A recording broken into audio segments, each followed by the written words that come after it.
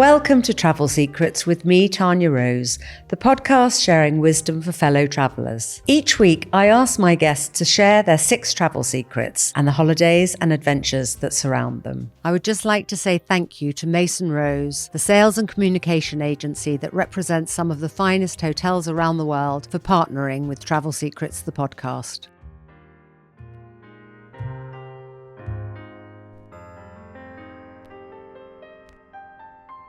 Today, my guest is the lovely Annoushka Ducas, co-founder of Links of London with your wonderful husband, John, and now your amazing jewellery brand, Anushka. She has travelled the world. I cannot wait to hear her travel secrets. She has invented the brilliant breakfast for the King's Trust, which is amazing, which I'd love to hear about. So many celebrities wear your amazing jewellery. And I'm so happy to welcome you. Welcome, lovely Anushka. Oh, thank you, Tanya. What a lovely thing to be asked to do. Thank you. Well, travel is a lovely thing to talk about. And before we actually get into your travel secrets, perhaps you can just tell me a little bit about yourself and how travel has impacted that person that you've become. So I guess because I'm an only child and my father lived in New York since I was about 6 months, I spent a huge amount of time with my mother, who was my best friend, mentor, everything. But being an only child, it enabled her to take me wherever she went. And she was Russian. She was an avid traveler. And whether or not I was traveling in the back of a plane, transporting horses from one place to the other place, travel's just been a really important part of my life. And I think it's influenced so much about kind of what I do now. And your jewellery and who you are. Yeah. And I think traveling, what you don't realize is that you watch how people wear their jewellery, how they dress, etc. And it's something that you don't even realize it's happening, but it's something that's kind of you absorb, I guess, from the I was going to ask you if you were Russian, because your name is so wonderfully Russian, isn't it? Yeah. So your mother was Russian? My mother was Russian, yes. Oh, lovely. Yeah. And did you go there as a child? Yeah. I went, I used to go there, with her when I was, I can't remember, probably 7, 8. She used to buy Russian horses from right deep in the countryside. So, and in fact, my kind of earliest jewellery memory, weirdly, is that she used to wear a wooden ring. And I have a collection called Touch Wood, and it's all because of that ring. And we used to go buy these horses and bring them back to England. And then they're Russian quarter horses, and she would ride them and bring them on as very serious kind of show jumpers. How amazing. So she was a show jumper, was she? She trained them and sold them on. How very interesting. Yeah, that's unusual. Wonderful. And have you been back to Russia since you were a child, or was that just during your childhood that you went there? No, I have been back. A few times, but to Moscow and to St. Petersburg. Mad about art and mad about seeing all of those places. But those memories are kind of very alive. How amazing! And when I was doing some research about you, I saw that you went to the Sorbonne and you did the Cours Civilisation Français, which I also did. God, I've forgotten all about that. Yes, I know. See, but I loved it. I did it for a year. But going to the Sorbonne and having these lectures in these amazing buildings and learning about Madame Bovary and everything. It was just fantastic. It was amazing. Actually, what I remember is less about that and more about every pâtisserie in Paris that I visited. I remember more about the nightclubs as well. Staggering home at 3 a.m. and having a croissant on the Pont Neuf. It was much more fun. Much more fun, yeah. Well, let's get into your travel secrets. What is the number one destination that you feel everyone should go to once in their lifetime? Well, it's kind of thinking about this as a weird one, because I really thought hard about it. And it's going to be a very difficult place for people to go to now. But it is Iran. Oh, really? And I was lucky enough to go to Iran just before lockdown. And it was the most extraordinary place that I've been. It was an extraordinary experience. The people are so hospitable, so well educated, and just warm, and everything about it, from the hospitality, the food is completely delicious. And there, you know, whether you're going to, for me, I mean, the Gold Museum is probably the best museum in the world for jewellery. Is that why you went?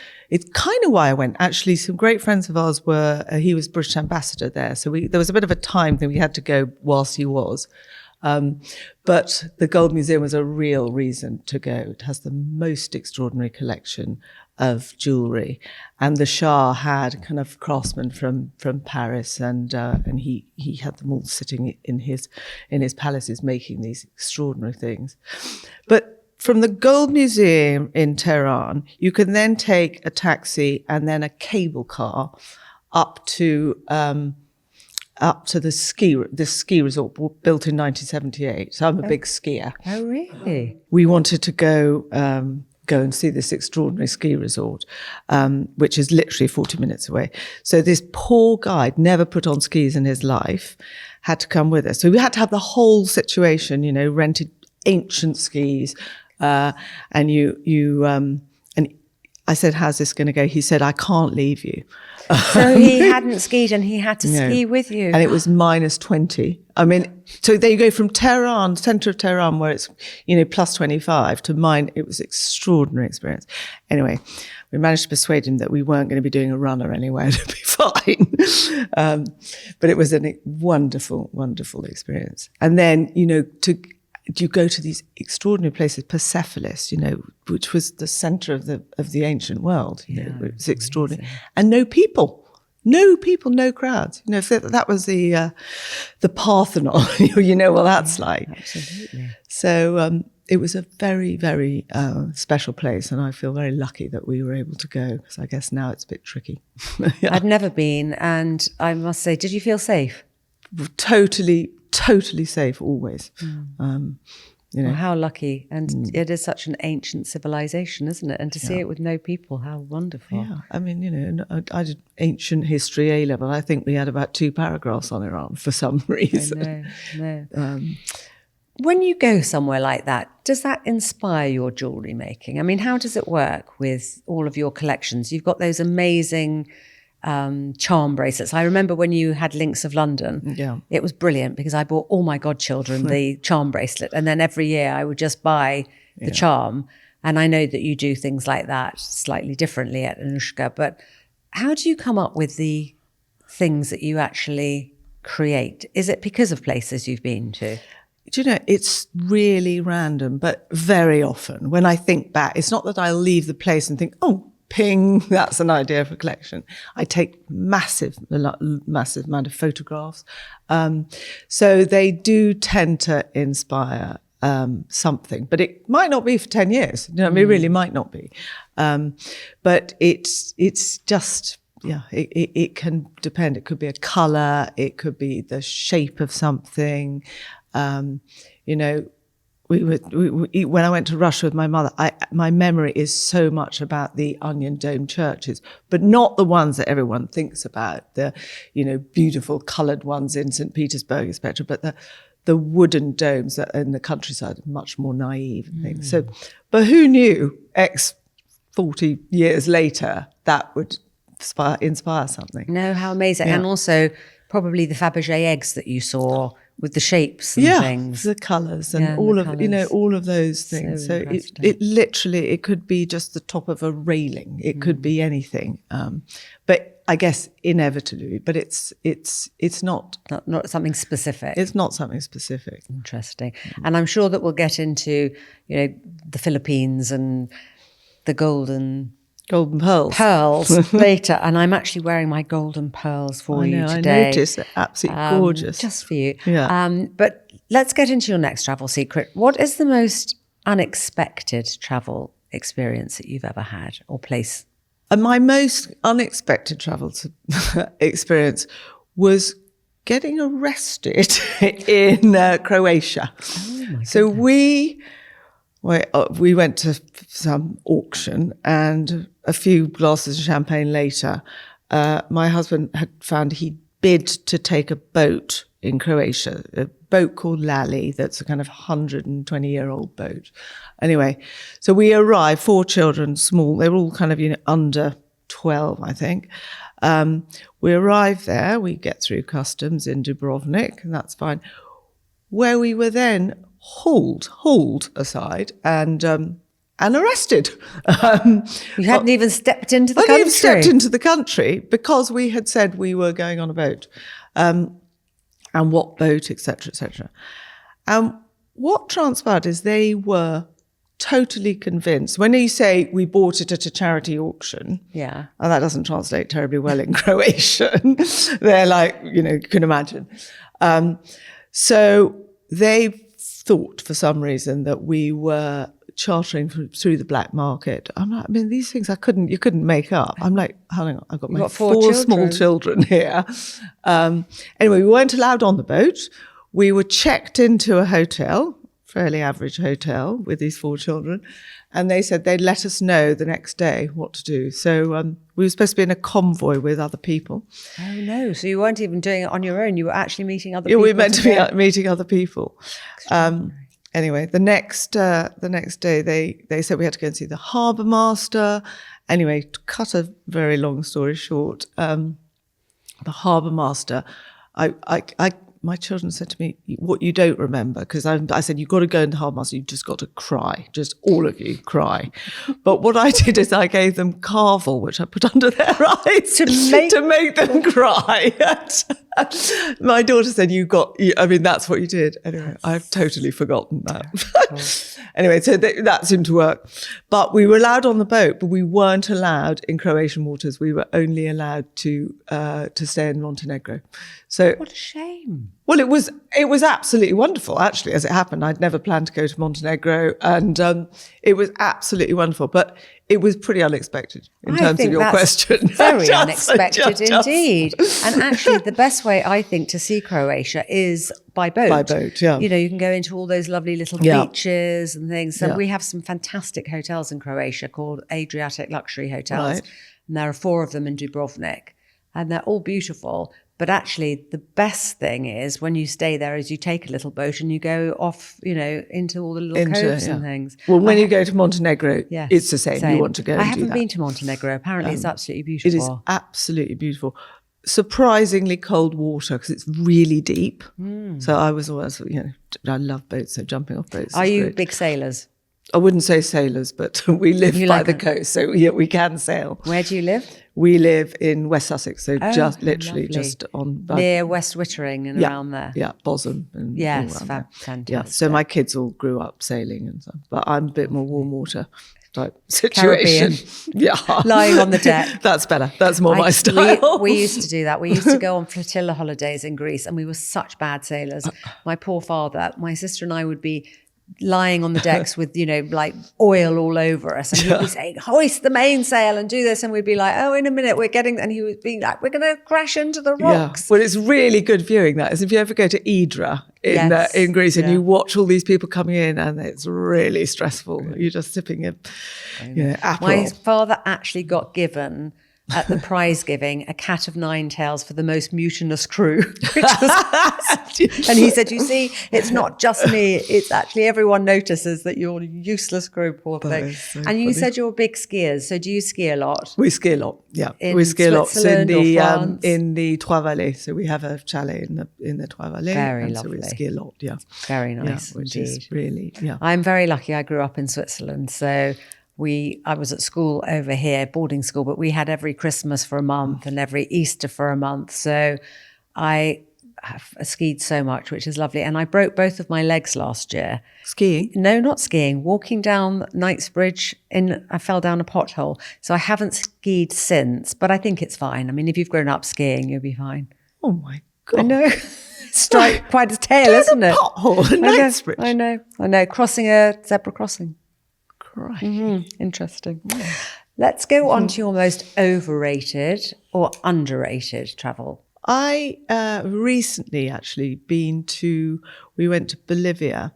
We did a big trip, went to Colombia with the children for 2 weeks, which was heaven. And then we went on and did another couple of weeks.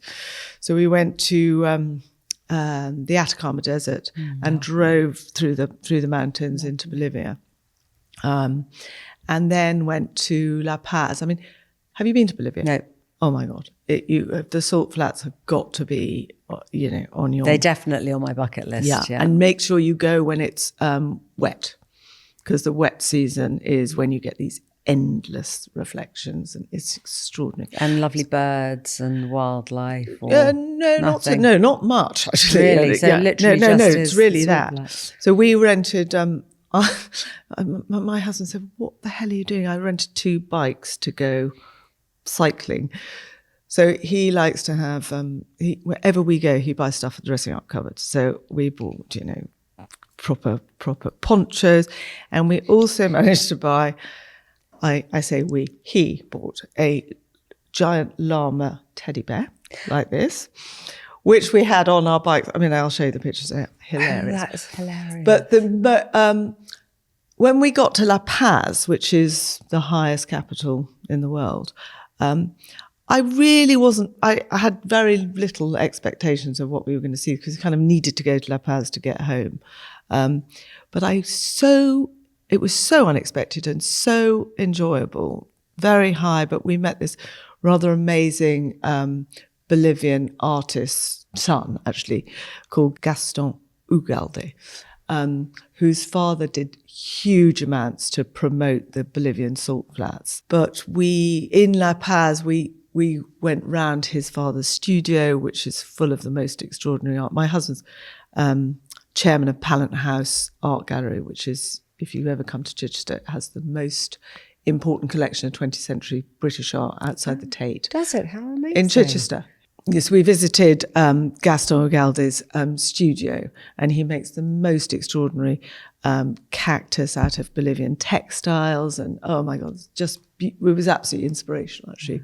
And also the other thing, La Paz, is, you'll be interested in this, you get public transport is built by the Swiss. They're all cable cars, 12 cable cars across the city, which is, and it is run Swiss style. Marvellous. Which is utterly extraordinary, because the streets aren't like that. So the minute you step out of the cable car, it's a very different, it's more what you expect.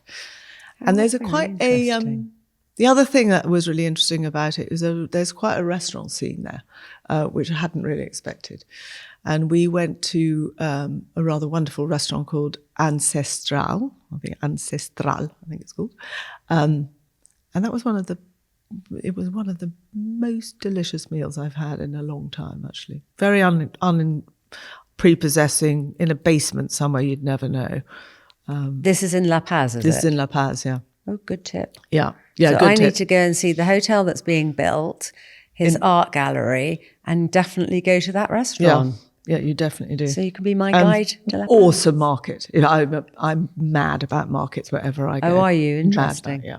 But this one is biggest market in South America. And market for clothing, bags, everything. Food, household goods, woven, textile. I mean, it's literally everything. I can't remember the figures are, but it's crazy the amount of money that passes hands every day. And as your husband is what did you call him? He buys costumes and things wherever you go. Dressing up. Yeah. So he came back with lots of stuff, I would imagine. Well, he came up with this bloody toy llama, which I had to carry literally across the... hysterical. Yeah, no. So did you bring the llama back? Yes. Did it have its own seat on the plane? Oh my God. I've had to spent the last 3 months in a freezer, because when we came back from Iran, we bought a whole load of stuff that gave my entire house moths. Oh no. So the llama's been in the freezer. So let's go on to food and drink. You talked about that lovely restaurant in La Paz, but it's so important in travel. What do you like eating? Where do you like eating? What is the best meal other than that you've ever had? Let's just talk about food and drink. So food and drink, I had a fish business before. So before Links of London started, because my mother had a fish business. So I spent a lot of time with all the kind of best restaurants in London, with all the best, start again. I spent a lot of time with all the best chefs in London at the time, anywhere from the Gavroche to the Connaught to Kensington Place to all of these, Annabelle's, et cetera, so I spend a lot of time. So I'm kind of really interested in food, terrible cook, but for me, actually, the best food is the simplest food. And my kind of dying meal is, literally chicken stock, pasta, egg in it, and a bit of Parmesan cheese. Just delicious. Delicious. Yeah. So I really, when we're away, I like to go to the more local restaurants. Less interested in any kind of fancy Michelin stars, although I'll come on to that. But so for me, that's what I really enjoy most, and it's always worth talking to the locals about that. I couldn't agree more. That's how I like food too. So it's quite interesting because when you kind of look up TripAdvisor, my children are really, I don't know about this my kids' generation, they're kind of 30 to 23. They are absolutely obsessed with finding out the best restaurants wherever they go. Oh, how interesting. It is really interesting. And they tend to be bloody expensive, or kind of very trendy, or whatever they are. And I'm always like, no, I just want to go around the corner to the bistro that, frankly, the doorman tells me is delicious. I'm more interested in that. So I'm not very good at recommending a particular restaurant. But that's the type of food you like. I'm most interested by your mother. First of all, she's selling horses, and then she's selling fish. I mean, what an amazing woman. Well, she had to change from horses to fish because all the quarantine rules changed. So that's why she changed. My godfather was Mark Burley. Oh, and she was saying to him one day, look, Mark, the fish in Annabelle's is absolutely bloody filthy. And he said, well, if you're so clever, you go and find the fish. So he was a bit surprised a few months later where she literally went into Annabelle's 11 o'clock at night with a turbot in a bucket. Give that to Mr. Burley. Anyway, that was the start of her fish business. And you helped her? Well, no. What happened actually is I ended up, that's how I started Links of London, because I was living in Hong Kong. And she rang me, she said, look, I've got 60 chefs, all the best chefs in London. I need a present to give them. Have you got any ideas?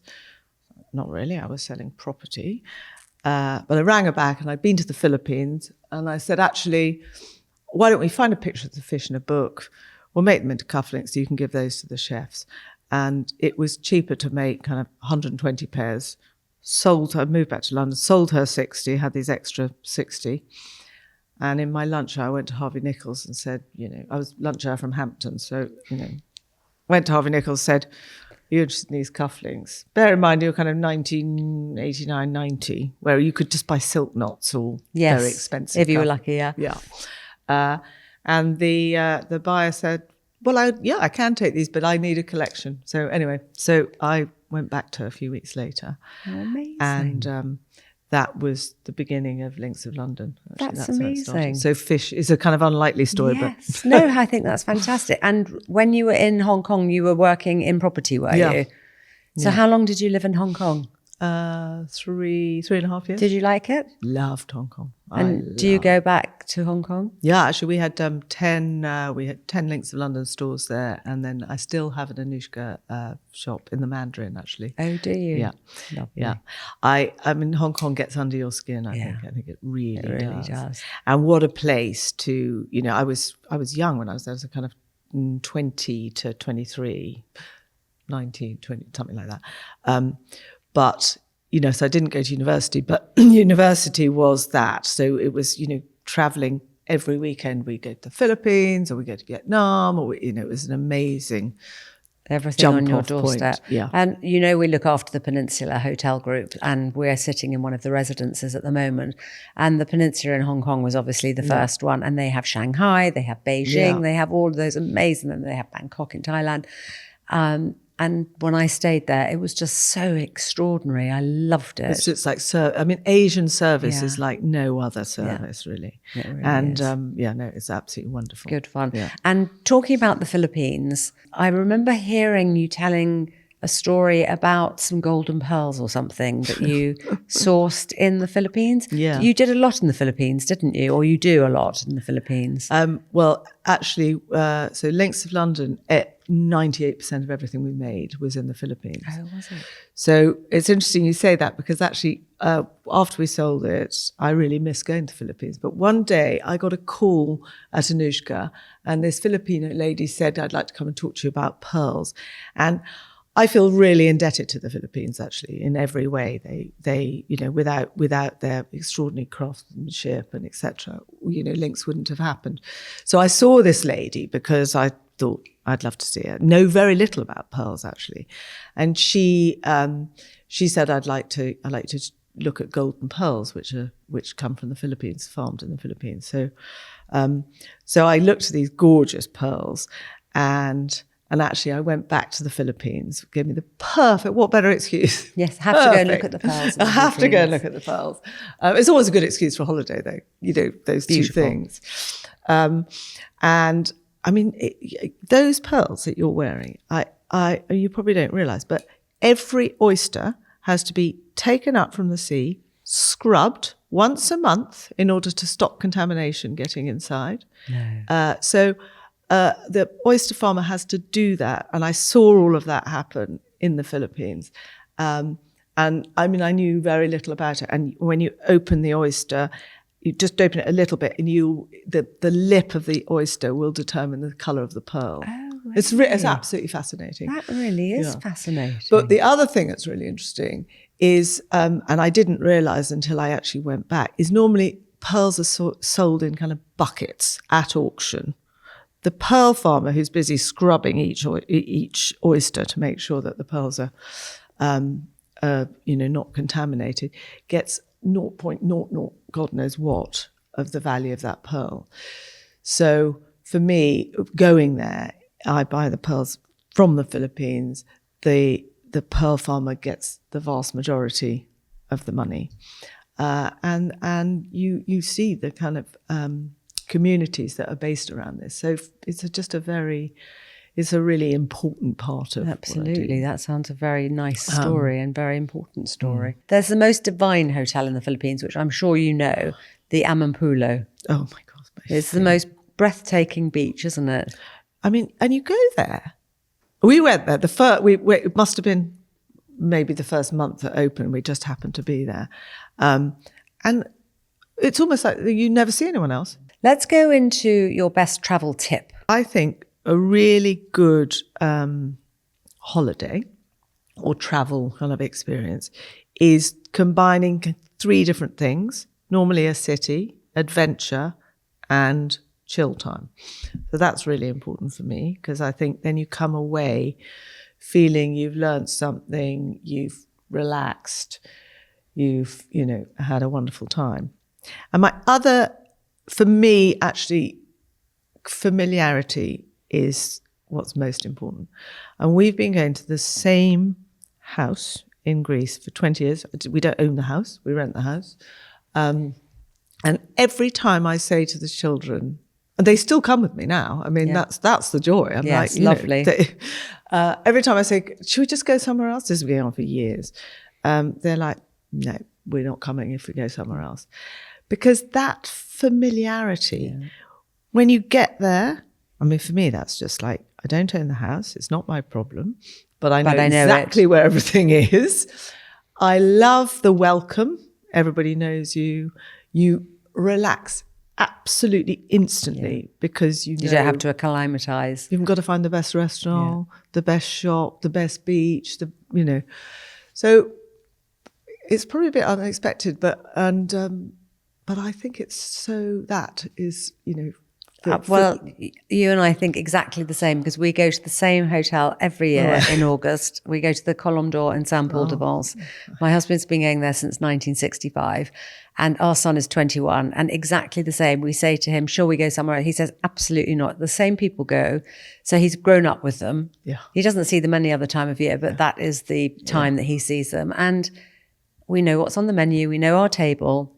We know our room. Yeah. And the minute you walk through those doors, you can just decompress.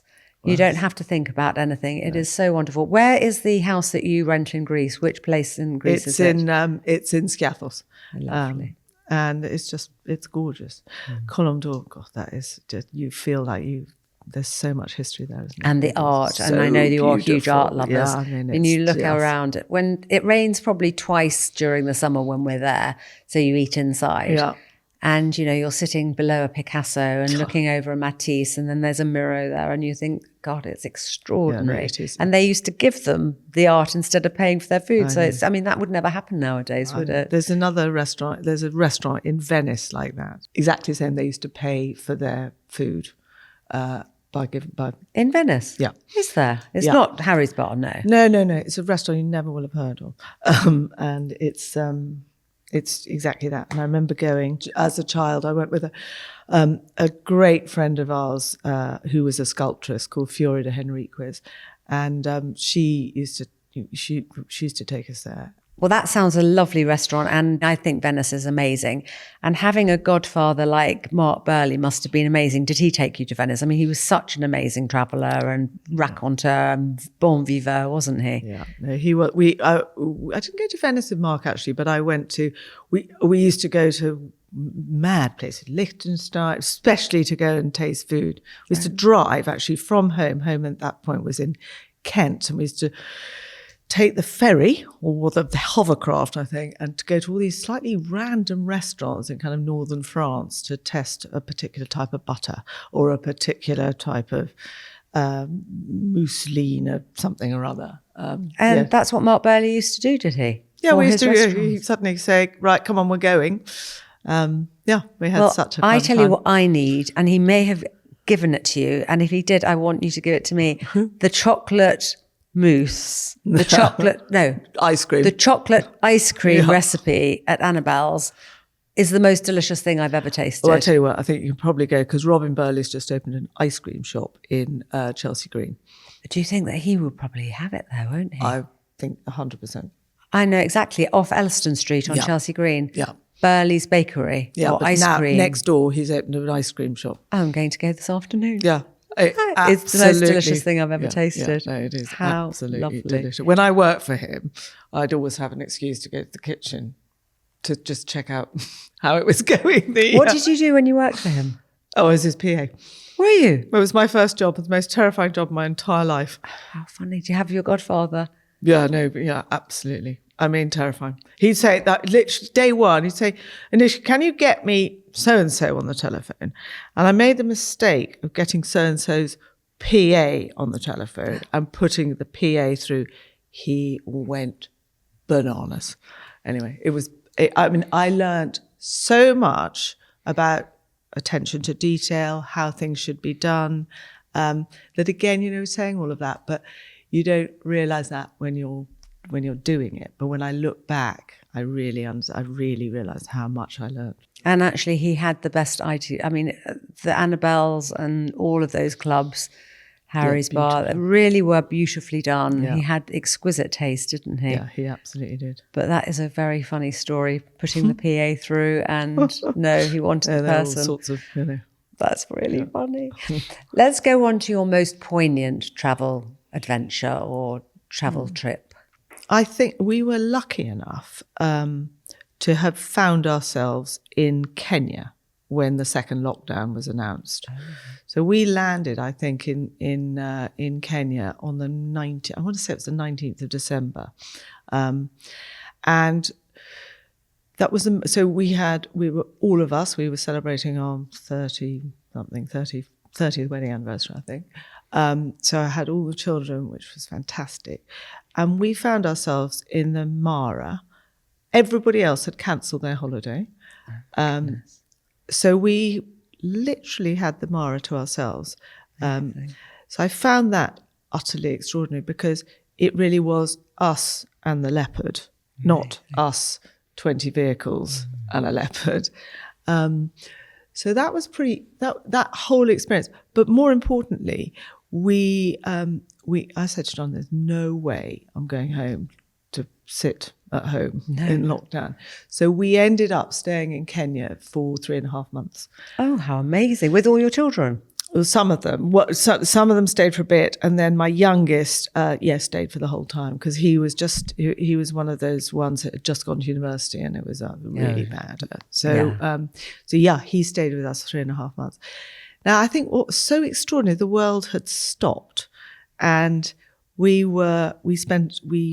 ended up spending most of the time in Lamu. We'd rented various houses in Lamu. But the world had kind of stopped, and it allowed, it was totally unplanned.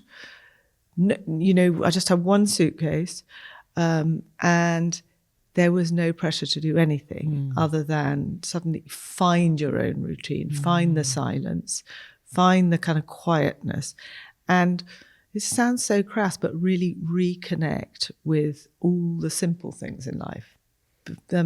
Nature, animals, the sea, just totally simple food.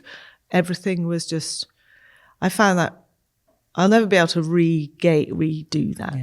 You can't kind of write that. But we found the most wonderful routine. And then having spent a few weeks in Lamu, in Africa, you could move around a bit. So we ended up, three of us, going to Rwanda to see the gorillas. Oh, did you? How amazing. I mean, also, nobody. There was nobody.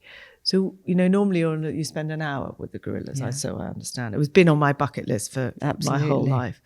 We were there 3 hours, 4 hours with a baby gorilla 2 weeks old. It makes me cry now, actually. It was just the most extraordinary experience. I've actually always wanted to do that, and we've got a wonderful client called Volcano Safaris. Right. And the gentleman who runs it is just fantastic, and they give so much back to the community. Yeah. And it's actually very expensive to go and see them because of the permits and things, and the conservation. Everyone that goes says it really is poignant and totally life-changing. It's a kind of life-changing experience. Yeah. It absolutely is. And one kind of pushed past me and, pushed me over. Very gentle, nothing. It was just... What's that film with the Gorillas in the Mist? Oh, I mean, it was that was the experience. It was just utterly. When I had David Gandy on, his father was very like David Attenborough. He used to take him all over the world, and he said he took them to see the gorillas, and the guide actually said to him, "Put your camera down, just look, and really experience this, because you're never going to have this again." So of course they got lovely photographs, but he said it was much more about watching and seeing, and he said it was fantastic. And the quiet, they're absolutely right. So you just sit and listen and quiet, and the breathing, everything about it was just, anyway, all I can say is you must do it. It's I actually really have got that on my bucket list. Extraordinary. So La Paz, the salt flats, and but I think, and the other thing about Africa is, it really gets under your skin, Africa. And I think you asked me earlier about kind of inspiration things, and having spent a bit of time in the Mara and seeing different tribes all across Kenya, because we did a bit of going around Kenya, is just the simplicity, the meaning, the wisdom that those tribes impart is pretty extraordinary. And I ended up much later doing a collection. In fact, these arrows are very much part of that. So this is called really part of my flight collection. And that was all about changing direction, the arrows that the tribes are using, the kind of, they have to get an arrow and put it into an animal's heart, directly into their heart, to prove that they are warriors, etc., etc. So all of these kind of influences that you don't really expect to come back, but actually did inspire a whole kind of Did collection. You say you had a collection called Flight? Flight, so it's all about the feather at the end of the arrow, and the arrow, and where. And at that time, it was all about, we thought, new direction and new. Lockdown was all about new openings. Not sure we learned much, but here we are. I don't know. I mean, you look back and you can't believe it happened. That's what I mean. I mean, it seems that life's back to, well, normal-ish. Maybe. Before I let you go and ask you what's next for you, tell us very quickly about the Brilliant Breakfast and about entrepreneurialism and helping women, because I'm so in admiration of what you have done with that, and with the King's Trust, now was the Prince's Trust. Obviously, you're an entrepreneur. It's very much in your family blood. Just quickly tell us a little bit about that. So I am passionate about helping young women. I think, I was very lucky. I was very, very close to my mother. she died very suddenly when I was 23. But in the short time that I had with her, I think she was able to teach me so much. And so I believe passionately in helping other young women who perhaps haven't had the advantages and privileges that we've had. And it can be just a, mentorship's a big word, but it can literally be a cup of coffee and just one thing that you say that might change their life. And so I started the Brilliant Breakfast to help the young people that the Prince's Trust, the King's Trust, support. And at that time, the King's Trust were helping kind of 70% of the people that were helping were young men. And when Chrissy Ruckus started Women Supporting Women, she asked me to get involved. And I thought Brilliant Breakfast is something that we can all do. So what you have to do is you host a breakfast. It can be in your house. It can be, at Greg's having a sausage roll. It could be literally anywhere. And you get together with your family, community, friends, office, whoever they are. And you have breakfast. And you ask everybody coming to the breakfast to donate what they can. And ultimately, what I really want is for every household in the country to be having a brilliant breakfast. It's so simple. It's not a fancy lunch. It's breakfast because it's the most unscary, without hassle thing to do. So far we've helped over 1,500 women. That's wonderful. And we've raised about 2.3 million. But fantastic. And is that one day a year?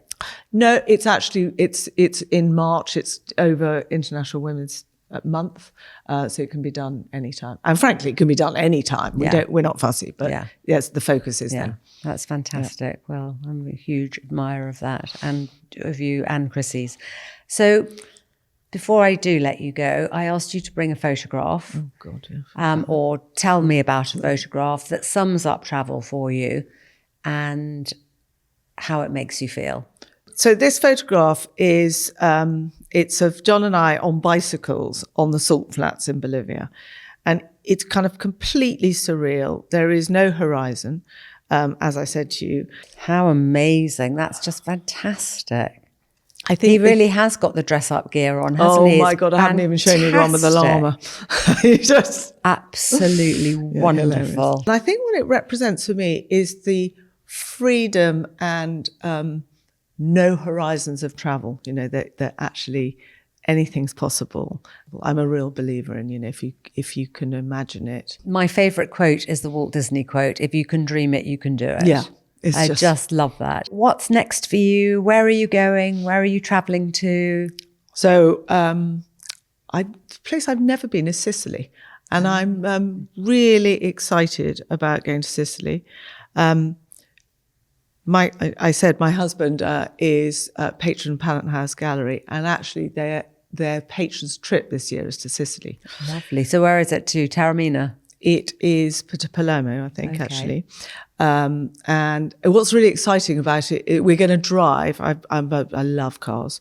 So I've got a very lovely Aston. So we're going to drive through Italy. And they love a bit of English. Oh, che bella macchina. They love all that. So I'm looking forward to that. And I'm looking forward to unbelievable food, I gather, in Sicily. Very good. Yeah. And so on the patrons trip, we do a lot of visits to collections that are not necessarily open to the public, etc. Actually, you must listen to last week's podcast interview with Yasmin and Simon Le Bon, because they talk about a restaurant in Taormina, which is next to the Hotel Sant'Andrea where they stayed, which is a tiny little restaurant. They said the best food they've ever had, and they name it. So perfect. If you listen to it, you'll be able to write that down. Yeah, absolutely. Okay, yeah, perfect. Well, have a wonderful time. Last time I went to Sicily, they said to me, did I want to do the Ancient Ruins tour or the Godfather tour, and I chose the Godfather tour, and it was 100%. marvellous. Yeah, I'm with you. Absolutely loved I think it. there is somebody told me there is a museum for The Mafia. The Mafia. Have you seen that? I didn't see that. I just went to where they did the wedding in The Godfather and they did the dancing. And as I've seen that film about 100 million times, I knew exactly where it was, but it was so much fun. The driver puts the music on, so it's da-na-na-na-na, and you feel like you are there. So have a wonderful time in Sicily. And thank you so much for joining me and sharing your travel secrets. Thank you, Tanya. It's been lovely chatting to you.